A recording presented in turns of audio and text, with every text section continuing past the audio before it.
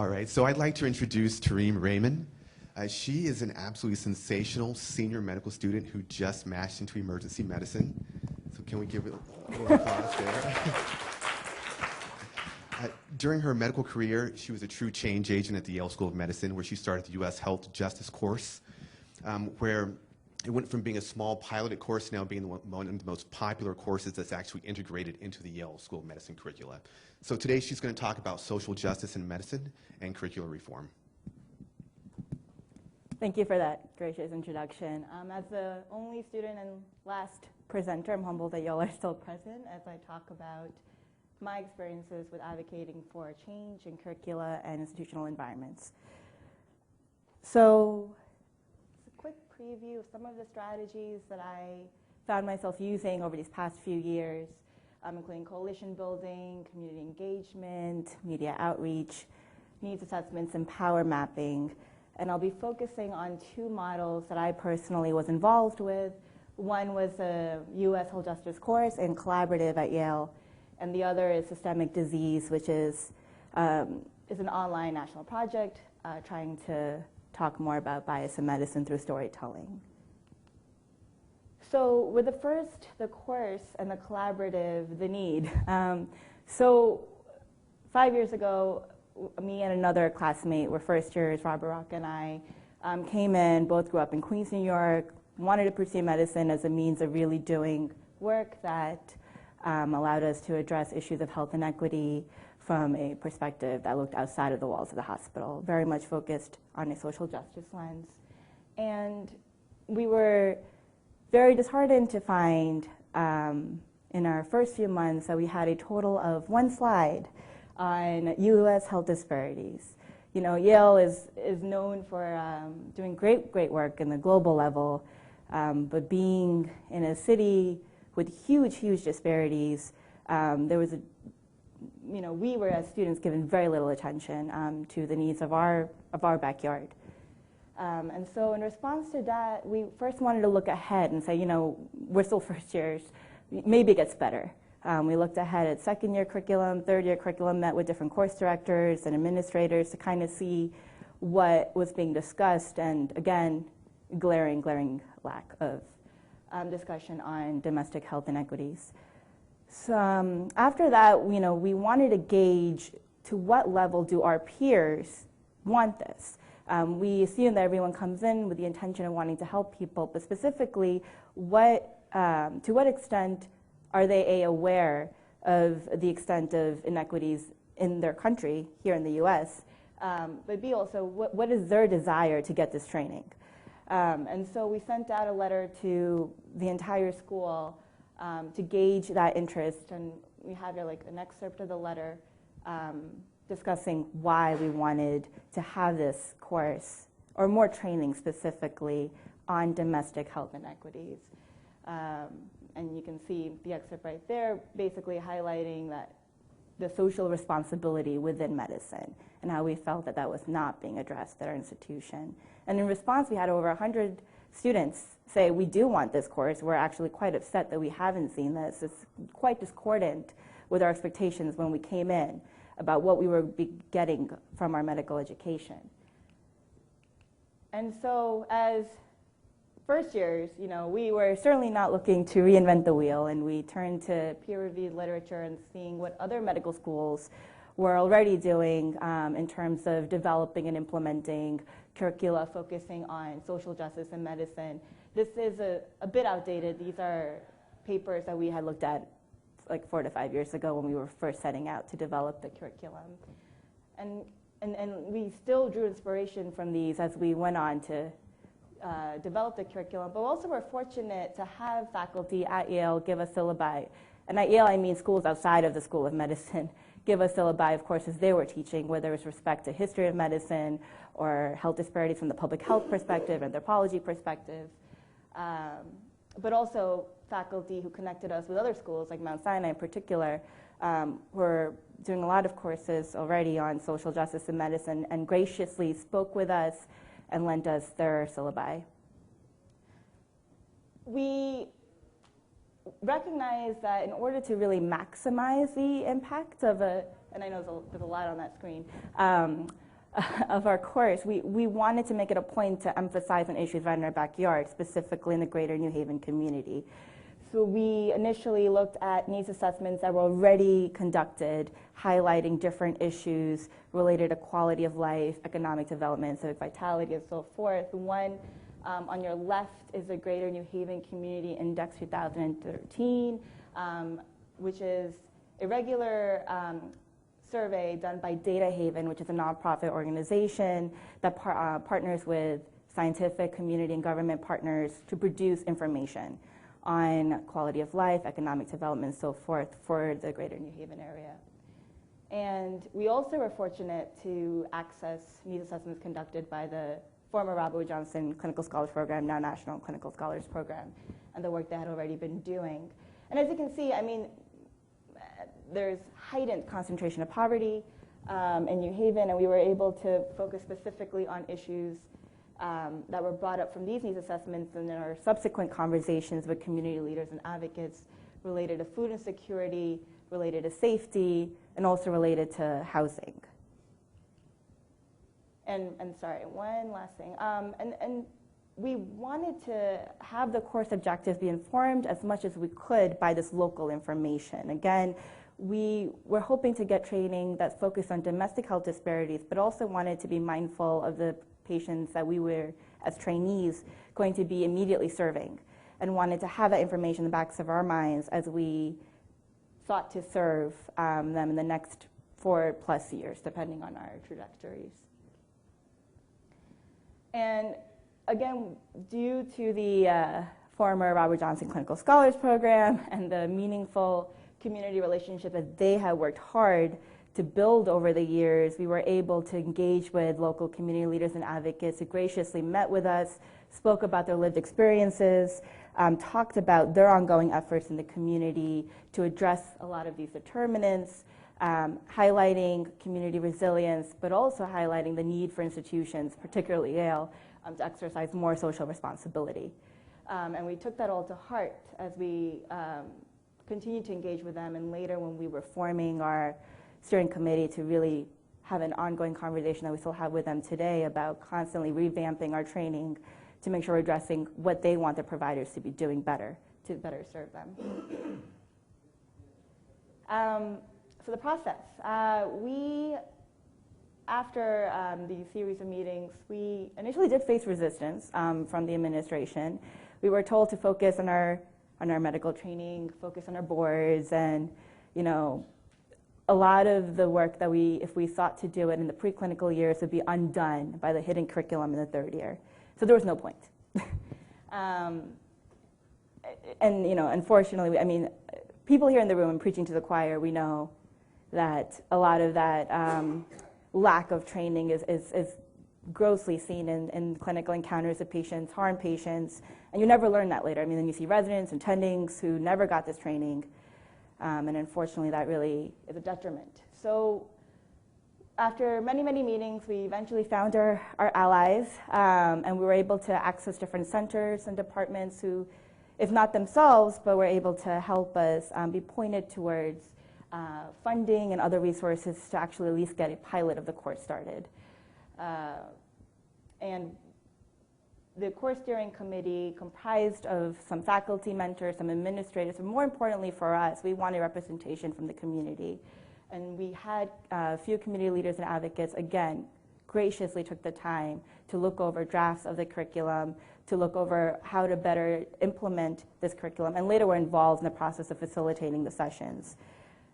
There was always, and there still is, the challenge of leaving the ivory tower and not perpetuating this power dynamic and how we're producing this knowledge, having people come into the classroom. We try to get out as much as we could with this other challenge of not being voyeuristic, and there are things we're constantly thinking about and trying to improve. So the last challenge, and the picture I have up here, is of our first course director, Dr. Doug Olson. We had like a final curriculum, we had series of approvals, had funding, and our last objective to fulfill before we could officially launch was finding someone to be the official course director. And this ended up being much more of a challenge than we anticipated, because there's a dearth of faculty at Yale who are focusing on this full time. I mean, one name's been brought up over and over again, Marcella Nunez-Smith, and she is, I feel like, the only person at Yale who everyone goes to when you mention this. Why don't you go talk to her? And that's what everyone is told, and she has been an incredible ally, but she can't do everything. And so that was an issue that came up in terms of a lack of built-in time for faculty, a lack of ability for faculty who cared but didn't have the extra time to give voluntarily. So Dr. Doug Olson was referred to us, or recommended to us, and he had actually completed his primary care internal medicine training at Yale. He's currently now actually Vice President of Clinical Affairs at Fairhaven Community Center.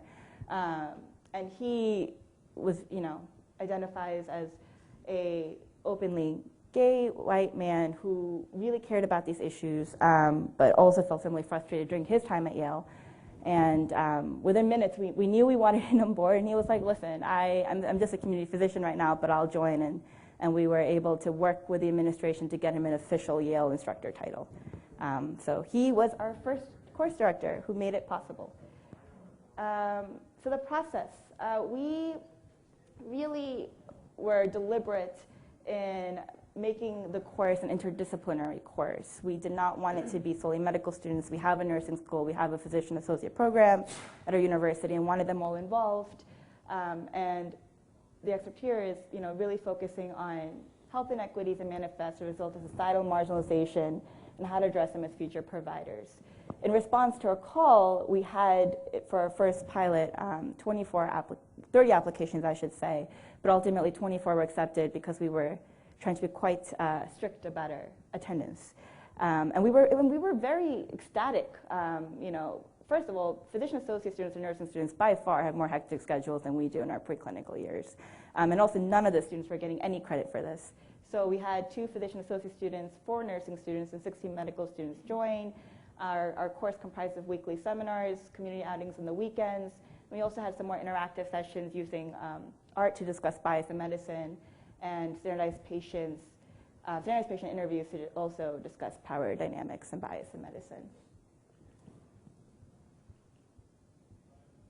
So these were our course sessions for the pilot course, and we tried to really focus on 3 levels. Level at the individual, focusing on self-examination, implicit bias sessions, and those are the first 2 sessions, to acknowledge that we as members of the medical profession are complicit. The next 5, well, not in that order, unfortunately, but focus at the level of the community, talking about structural determinants of health inequity. And then finally, the 3rd level was really to talk about larger structures, such as policies that impact distribution of resources and affect health inequities.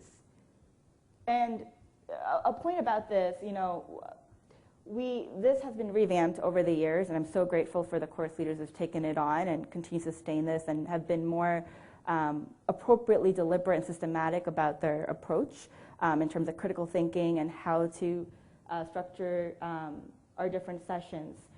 And in some ways, we struggled with the level of knowledge to really have the course syllabus catered to. Because our pilot course, we had students who openly acknowledged that they never really thought about this before. The students who were, had personal experiences and were invested in this as their careers before they started medical school. And so that was a huge challenge for us after we received our applications to really try to gauge to all of those different levels. And it's still a challenge, but as I'll talk about later on, with the broadened scope of programming we now have, the goal is to make this, and also some of the sessions being incorporated into the main medical curriculum, the goal is now to make this more at a higher level of thinking.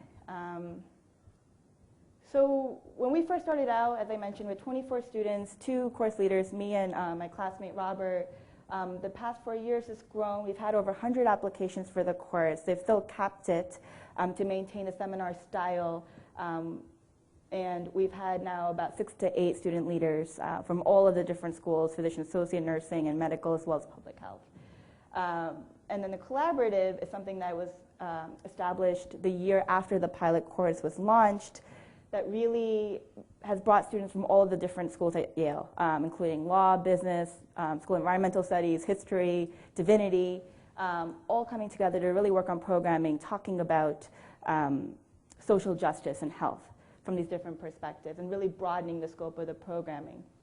But I think more importantly, the student leaders and advocates have been able to sustain relationships with the surrounding communities, for example, by regularly going to volunteer at the Little Big Red Hen Community Garden in West River, or working with the Citywide Youth Coalition in different programming efforts, and really continuing that relationship as well.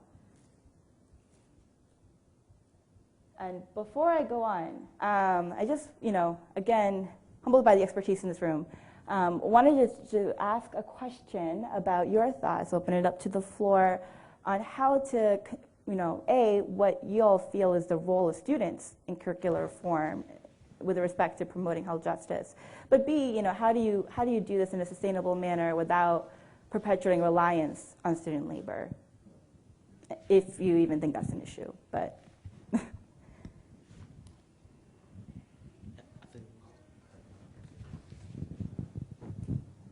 So great presentation so far. I'm looking forward to the rest of your slides. I would say, to answer your question, particularly about relying on students as for this type of work. So I think students are oftentimes change agents, because oftentimes faculty get stuck in sort of the traditional norms and expectations for medical school education and curriculum. And it's very easy for us to know what works, but we rarely go back and assess students' wants and needs and addressing deficiencies within our curriculum. And usually the only time that comes up is through like the graduation questionnaire or some other AAMC survey, where we realize, wow, the students really gave us a bad evaluation because we've been missing out on this.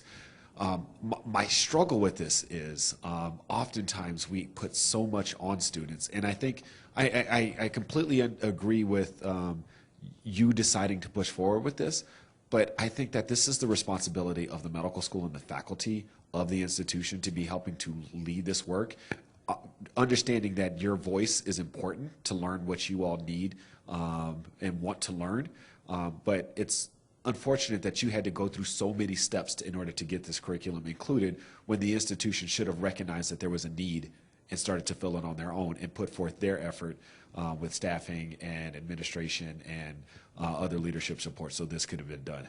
So hopefully that answered your question. Yeah, I think to echo that, I do think our school is going through curriculum reform, and we actually have a student on every single committee, and we have a total of 8 committees, so you can imagine that's not an insignificant amount of effort.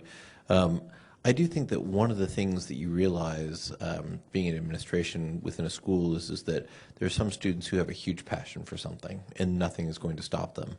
But for something to be perpetuated, it also has to have enough passion behind it that other people are going to follow the same pathway. I will say I was a little surprised that it took so long for the school to be willing to integrate this into their regular curriculum, because first of all, it's a component that's actually required according to the LCME, and secondarily, it's the right thing to do, which usually is enough to say to a school administration that they're willing to change things. So I'm sorry that you had to go through all this. And I appreciate that. Just to point out, unfortunately, a lot of this is still extracurricular. So there's no credit for the course? Is that what you're saying? So now the thing we were able to work out, but still not formal credit, is there is a global health certificate at our school. And so the director of the Office for International Medical Student Education, which focuses on global health, has been a great ally for us as well, and has allowed this course to count as an elective requirement for the global health certificate. But that is all. So just, you did it, or you're doing it, so clearly you're demonstrating the power that you have as a student, even though you might not feel like you do. My only suggestion, and maybe it's not that easy, is you have to find the faculty or faculty members that can help you navigate the system from within. So everything that everybody said is correct. It really is the responsibility of the medical school. On the other hand, this is how change happens. This happens at my place a lot, where the students say, we need this, and they just have to find the right people to make it happen.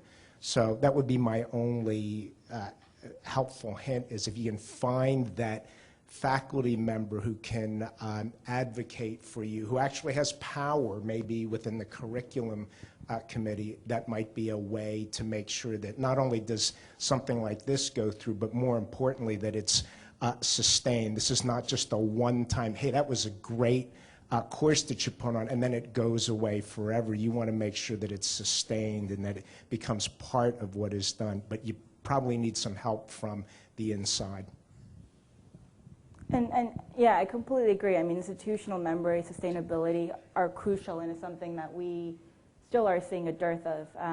And I'd be curious, sorry, after you, to hear people's thoughts on how they've encountered challenges at their institutions to actually hire faculty with built-in time to address these issues. Because at Yale, they're having committee after committee, and the most recent proposal that we felt was very robust to hire a new incredibly competent, trained at Yale physician to focus on health disparities and actually address the dearth, that was shot down due to lack of funding at Yale University. So, I would just love to hear about people's experiences with how they've gone around challenges or their experiences in working in committees or processes related to that. I was just going to say, first, I've really enjoyed your presentation thus far. I'm actually assistant professor at George Washington University in D.C.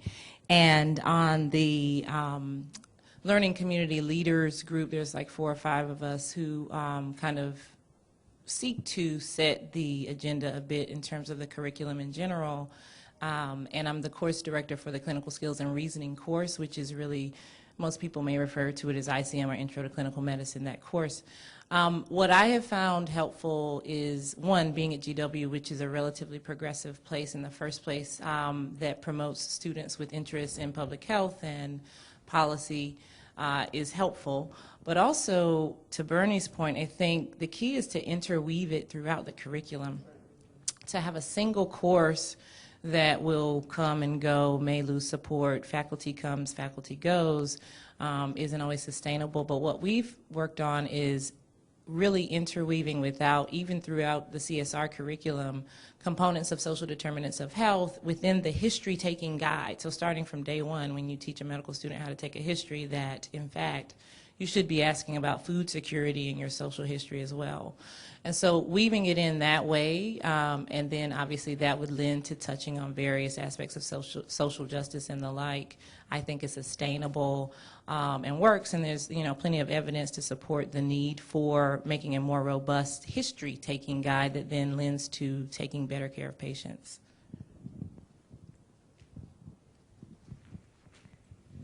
First, thank you. It was amazing what you're doing. And I'm curious to know if you modeled some of this off of the TACT model from the AAMC, which is, sort of a validated, it's been around, gosh, now, maybe 10 or so years, which to Asia's point, which she neglected to mention, she's also on the board of ASAP, but I'll just mention that, just in case you need some, who has a lot of power here. No, but if there is a way to what looks like the return on investment for faculty, right? So how this works is this has to become somebody's sort of platform, if you will, some way, because we're still in the hierarchical way for how faculty get advanced in terms of scholarship and engagement in research and public, all of that, right? So somehow if you take some things that are out there like the TACT model and, link it to, and this is a recruitment, retention, advancement piece for faculty as a way to mobilize in that way, that's one way to do it, because there are a lot of buzzwords now around LCME and clear visits and equity and inclusion, interprofessional education, all of which you have demonstrated in what you're doing now. Much of it is just aligning it with somebody who can really sink their teeth into it and this become their narrative, for lack of a better word, and then get support behind that. So you don't have to do this alone.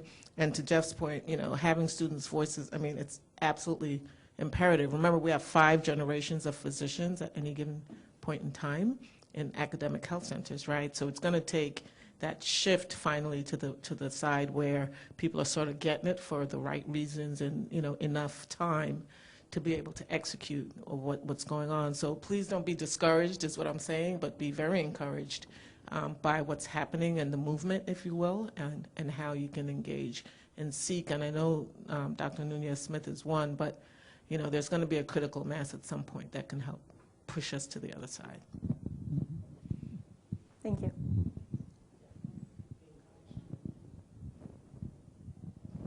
All right, and I am optimistic, but I'm in a room full of experts. I really did not want to miss the opportunity to hear from y'all. Second model was a project that I started between my second and third year of medical school while doing my MPH with another medical student, focusing on talking about bias in medicine through storytelling. And really, for me, this project was something that I had wanted to do before I even started medical school, largely due to my experiences during the medical school interview process. Despite being someone who wanted to go into medicine as a means of doing health justice work, I think I was still quite naive about how entrenched bias was within our own profession, despite the intention to serve. And so a lot of the questions I received were tainted, and context. I was a women's and gender studies major whose thesis was focusing on feminist interpretation of Islamic law. So a lot of the questions I was getting were, sexist, classist, and just, Islamophobic. And I did not know how to deal with that. I was, lucky that I had a good relationship with my pre-med advisor, who at one point, it was just so glaringly bad, called the dean of the medical school, made them give me another interview. But at that point, do you really want to go to that school? Not really. After being done with that process, I wrote about some of the different individual encounters for the AAMC's, at that time, Aspiring Docs blog. I'm not sure what it's called now. But in response, received stories from other students and trainees, residents from across the country, talking about their own experiences, and making me realize that this is truly pervasive. Bias is truly pervasive, and the conversations are happening behind closed doors. And that's happening for many reasons, whether it's fear of repercussion or fatigue from years of enduring this bias on a regular basis. But for me, ultimately, I after my first 2 years, wanted to start a project that talked about bias in medicine, but also directly, or made it explicit about the individual provider bias and the harm that causes the patients. Because what I was seeing a lot more of were bias trainings that talked about how, as humans, we all have bias, but you don't necessarily make that connection to harm of patients, and more importantly, with issues like structural racism and so forth. So when we sought out to work on this project, at that time, there were already an increasing number of incredible national initiatives talking about bias in medicine, addressing bias in medicine, and challenging the medical establishment to really look at it more closely. So one, we were fortunate to connect with Professor Rachel Hardman, who previously was at Mayo, and involved with an ongoing study focusing on the impact of attitudes towards health disparities, specifically unconscious biases, and how they impacted trainees throughout their medical school and residency experiences. And their preliminary findings so far have shown that experiences of bias from peers, from faculty, result in adverse learning environments, but also that being in a negative diversity environment is associated with an increase in self-reported depressive symptoms. And she still works with us when we, on our systemic disease project. Then also, as many of you already know, back in 2014, White Coats for Black Lives started, yes? Oh, okay, all right, well, almost there. As long as you want to say, I just want to respect people's time, this is fine. Yeah. This is beautiful. Scheduling, putting die-ins around the country, protesting Racism, the impact of racism on the well-being and health of people of color, and recently issued racial justice scorecards for 10 institutions, including mine, on 15 different metrics, including diversity, talking about racism in medicine and so forth, and many of the schools did very poorly. And Physicians for Criminal Justice Reform was another organization as well. And so with systemic disease, I mean, we really were, we looked at the human narrative as a means of capturing the nuance and the experience of bias. We really believed in the power of storytelling to create communities and mobilize others for change. And through that, we're able to collect stories from trainees on their experiences of bias, whether it's encountering as a bystander, as a witness, or themselves directly. With respect to identities such as ability, race, ethnicity, sexual orientation, socioeconomic status, and so forth. And we were also able to host storytelling as advocacy events, one of which we partnered with the National Muslim Writers Collective, in which we had over 100 trainees and community members in attendance, really focusing on sharing of experiences with bias, but also learning how to utilize your story as a means of advocating for this cause and advocacy efforts and getting engaged with local and national ongoing efforts. And so we really tried and continue to be deliberate in not being redundant in our efforts and partnering with organizations who are already doing incredible work as much as possible.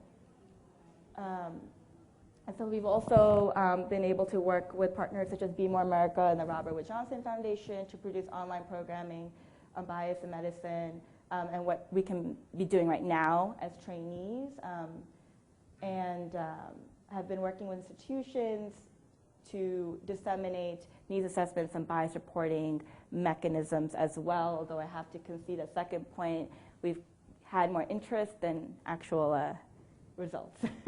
But we've been able to engage with different advocacy and professional groups as well in our programming efforts and social media campaigns, including, well, I don't see her anymore, but including Feminem, AMSA, and so forth. And then with respect to impact, so I mean, we've been fortunate to be recognized by publications like Academic Medicine, Chronicle for Higher Education, but are really hoping to build on that momentum to continue broadening our scope of programming and our volunteer base. And I just wanted to make sure I got to the second question, which is why I kind of sped through that second part. But I would love to hear more about your thoughts on what bias reporting systems should look like and how transparent should they be, and also how they currently exist at your institutions. But thank you so much for your time.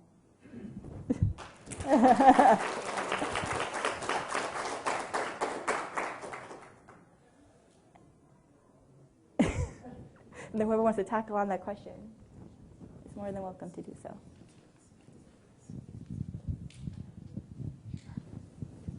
So I don't have an answer necessarily to your questions, but I will say that there is a lot of work being done currently through the American College of Emergency Physicians as well. So I'm the chair of the Task Force on Diversity and Inclusion, and one of the products that we've created over the past couple years, along with obviously the tireless help of several really talented folks in the room today, is actually an online course on unconscious bias for the clinician. So it's specifically focusing on clinical practice and how unconscious bias affects that process. It's broken down into three really comprehensive parts. The first section is around just understanding from a metacognitive standpoint what bias is and how it's ubiquitous and something that should be tackled, but that it is also really a part of all of us. But the second piece really focuses on a lot of the evidence, which I think is a key point around bias and how it affects clinical practice. And then the final piece speaks to strategies and ways that we can work to ameliorate the effects of it. And so that online course will be available to whomever wants to take that course, and that's going to be launched hopefully in the next couple weeks or so. And that's actually something really sharp to please look for. We also, as the Diversity and Inclusion Task Force, surveyed the entire college, which is about 38,000 members, around issues related to diversity and inclusion about 9 months ago. And one of the results or pieces of data that we got back from that survey was that, in fact, at the resident level, in particular, there were several individuals who responded to the survey that they have experienced bias, that they deal with it and encounter it explicitly and implicitly from what they can tell. And the next step of that process was to actually meet with the 300 or so individuals who agreed to kind of sit down and have focus groups with us to answer those questions that you're asking around, you know, how should we then move forward in terms of reporting these incidents safely and in a way that's comfortable for everyone, but yet effective. So our hope is to come up with some more concrete answers around those questions really soon through what ACEP is doing via the Diversity and Inclusion Initiative.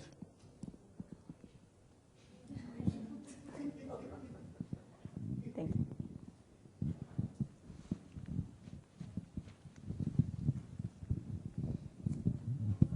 That was wonderful. Thank you. You know, when you spoke about your experiences during your medical school interview, a lot of the things that you said, you know, hit close to home for me. So this is more of a general thing, question for everyone in the room, is that, so I'm a foreign medical graduate, and so when I went for my interviews I'm a pediatric emergency medicine physician with a background in pediatrics. You know, we have a much more diverse workforce than the emergency physicians, as you pointed out. And I work in New York, which has an amazingly diverse patient population. I also did my pediatric residency in a program that is IMG friendly, and I had residents from many different countries. The amount I have learned from my colleagues during residency in terms of different cultural practices, beliefs, different healthcare systems from where they come has been invaluable. So one is I want to say that, you know, when I went for my interviews, the first question I almost always got was, wow, you speak English. And, you know, and some of the other questions were, you know, like, oh, so do they really have snakes on the streets and animals? And these are like real questions that I got during my interview for my residency interviews. But then, so my question to a lot of people in leadership roles in this audience is that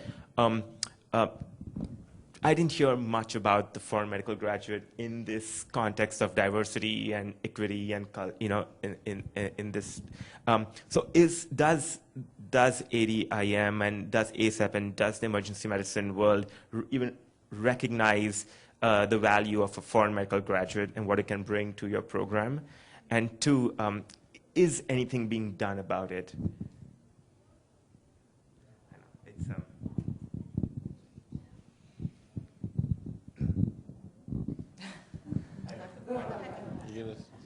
So, sure, I'll answer that quick. So, well, no, it's not a bad position. It's a good question, and I think it's one of the elephants that sit in the room, and it's really, you know, you can go from high up organizationally to granularly to departments and where they sit and what their value systems are, right?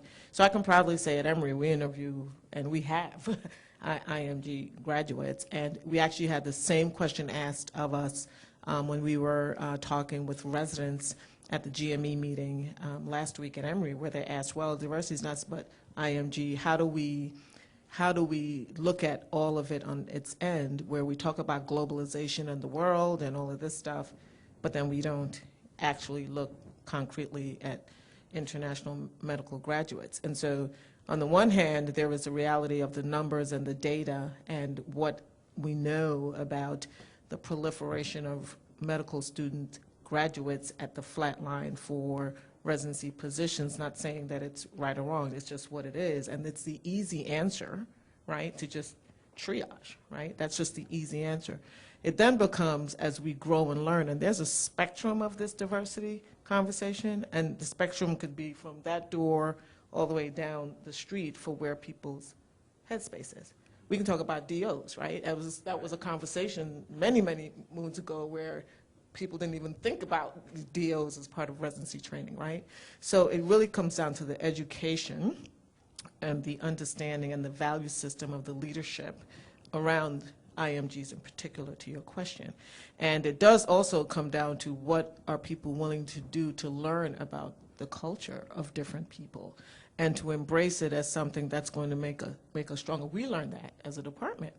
And we also learned that we had people in leadership who believed it, and we were able to act on it. And by the way, we always turn it around and say, well, you know, we've had AOA candidates who's flamed out. Nobody talks about them, right? I mean, which is an interesting, you know, paradigm. We've had superior residents that we take in who flame out, right? And they fit the bill, they're the right, but no one talks about them. But to the point about underrepresented minorities, if you flame out, see, so I tell you, you shouldn't be taking the minorities. I'm telling you, they're gonna, you know. No, I mean, I'm just saying, it's an accurate point. So we just have to have these really interesting, difficult conversations and some self-reflection. I heard you say about where we stand, knowing that it's just going to take one step at a time. And the fact that you are here in this room bringing and raising the question is a good thing, because some people would come and leave and not even bring it up and challenge us to think differently and to think better. So thank you for raising the question. Thank you. You know, I think that's one of the most wonderful things about ADIM is that it's like every time we come together and, you know, include even more people and raise new questions, every one of these workshops or the business meetings, it's always so thought-provoking, and, you know, I learn every single time in a different way about a different group of people. And what you're saying here now, I think, is really emblematic of what the mission of, you know, the Academy is, which is to continue to, you know, broaden the discussion about diversity. And I thank you for bringing this up. It's like, oh wow, there's another aha moment. There's another opportunity for another discussion, maybe another workshop at the next time we all get together. So.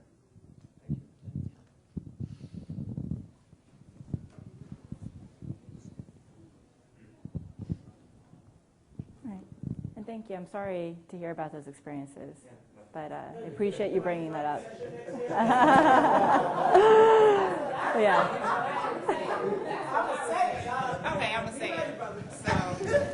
So I'll say it. So, yeah. So we had 5 areas within the context of the task force that we focused on. So we focused on gender, age, race, ethnicity, sexual orientation, and religion. Clearly, there needs to be other categories that define diversity, and it sounds like you would be the perfect person to help us, because we need help with this in terms of spearing up an additional arm that is just as important. And I would argue that, you know, everyone probably remembers maybe, you know, 5-10 years ago, cultural competency, that phrase was super popular, kind of on everyone's tongues. And now we're saying, you know, bias is the catchphrase, implicit bias, explicit bias. But certainly from the context of nationality and bringing that diversity to the clinical workforce with regard to cultural competency, and then just playing on the fact that we know that congruency between provider and patient with regard to ethnicity and gender and nationality plays a major role. I think there's definitely a huge opportunity, really, to pursue that aspect of diversity. So think about it.